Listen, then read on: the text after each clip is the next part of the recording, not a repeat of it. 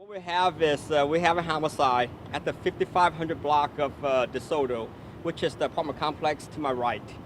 So what we have is one deceased female, right, approximately 40 years of age. And also we got two additional victims, gunshot victims was transported. One is a African-American male, approximately 40 years of age, transported to Memorial Hermann in stable condition. We also have a Hispanic female, 30 years of age, is also transported to Memorial Hermann in stable condition. So what we have is at approximately 2:30 p.m. today, at this location, 5500 DeSoto. If I want to use this as a reference point, Antoine and DeSoto is a good reference point for this location, right? So one of the officers, HPD officer, working an extra job at this apartment complex, happened to be patrolling the apartment complex and heard multiple gunshots. As he heard those shots, he began to get closer to those shots to investigate. When he walked up, what he found is a African-American male standing over a male and a female, African-American male and an African-American female, and discharged multiple rounds shooting at them, right? Subsequently, he began to confront the suspect to investigate. As he walked up, the suspect quickly walked off, tried to get across the street. At the same time, it's an innocent victim, truly innocent, just happened to be driving by and was slowed down what appeared to be behind me, a speed bump. When the female slowed down, the suspect actually reached in and discharged his firearm multiple times, right? So what we have here is one deceased female and a deceased male, a victim that was transported at the initial shooting, right? We also have a secondary victim who was shot that's also transported. Both the Hispanic female and the African-American male was both transported in stable condition in Memorial Hermann. And it's extremely fortunate that our officer who was working extra employment happened to be at the right place at the right time and investigate the gunshot.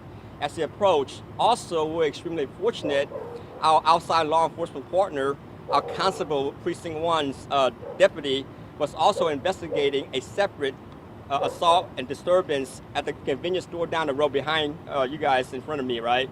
At the intersection of Antoine and DeSoto. So they also responded and assist to take the suspect into custody without any issues, right?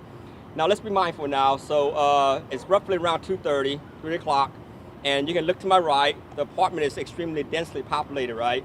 Also at the same time, kids are getting out of school. So it is extremely dangerous.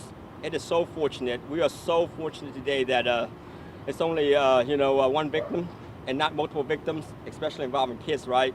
But as I mentioned earlier, we do have one deceased female victim, and any loss of life is always a tragedy, right? So let's keep the deceased victim in our prayers, right? And please don't try to dig too hard.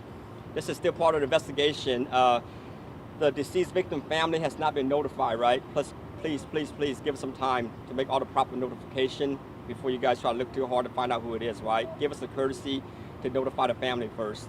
And any update will get pushed out by our PIO. Do we know what led up to the shooting, the nature of what happened?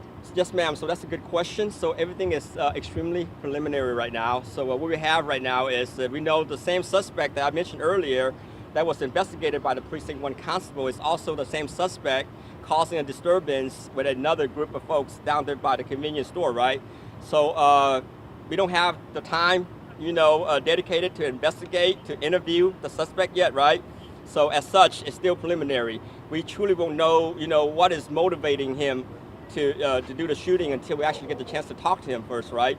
But our homicide investigators are on scene, and also our crime scene unit with the forensic science team is also on scene processing, right? As you know, it's a pretty densely populated apartment complex. So there's a lot of people around here, a lot of witnesses, right? Potential witnesses. So the homicide investigator is going through, interviewing witnesses, right? As you know, there's also cameras out here too. We have to go to all the cameras, right? And I don't want to make any assumptions, right? And I want to make sure what we come out, push out is absolutely accurate, right? Because we start making assumption, and it's gonna be, if it's bad assumption, that's not good, right? Now I have to ask, because I talked with a witness who said that there was a couple that was shot. To your knowledge, I know you're investigating right now. Yes, ma'am. Are you aware of that? So all we know is a male and a female. Now I don't know they're a couple or not, but they all together at a time when the suspect was actually shooting at them. The woman that he shot in the car, was he attempting to carjack her? Like I said, it's still part of the investigation, right? The female just happened to drive by. He approached her, just leaned in and started shooting. But this is why we'll never know, right? Because our officers just happened to be working an extra job, happened to be there and disrupt whatever plot that the suspect was planning on doing, right? So I can't answer the question right now, right? For those who are living in the complex right now, is there any reason to worry about safety at this point? At this moment, it seems to be whoever the suspect is targeting is pretty isolated, right? I mean, the suspect, the shooter, right, is in custody, and based on our investigation so far, he is the only shooter, right? How old is the victim? The victim is the deceased victim, African American female, early 40s, right, and what believed to be the couple next to the female victim, also an African American male, right, early to mid 40s, right. And the female, the innocent victim, truly was just driving by in a vehicle that the suspect leaned in to shoot at her. She's in her early 30s. And the woman who was eventually she passed away, was she a stranger to the suspect? Was she an innocent bystander? The male and female that were shot together? So that's part of the investigation. That's why our homicide investigator is interviewing witnesses right now. And then also, we truly won't know until we get a chance to sit down and interview the suspect, right? Any other questions? Yeah, he worked at a convenience store, but did he rob the store? He did not rob the store, what we believe. Again, as I mentioned, we just made it on this part of the scene. We're still working backward to that part, right? What we have is the suspect was having a disturbance with another male and female, right? So And outside. yes, ma'am, at the location. So The suspect, once officers arrived on the scene, simply surrendered himself? yeah, that's what it appears to be. The officer, confronted him, getting ready to basically take police action, and then he just walked across the street and surrender, right? And of course, a firearm is recovered, along with a knife too, right? Other weapons involved. So it'll be, it's still a lot to process, right? And I'm pretty sure, the public and also the media has a lot of questions. But then again, as I mentioned earlier, I don't want to make any assumptions so far, right, until we actually thoroughly investigate the scene.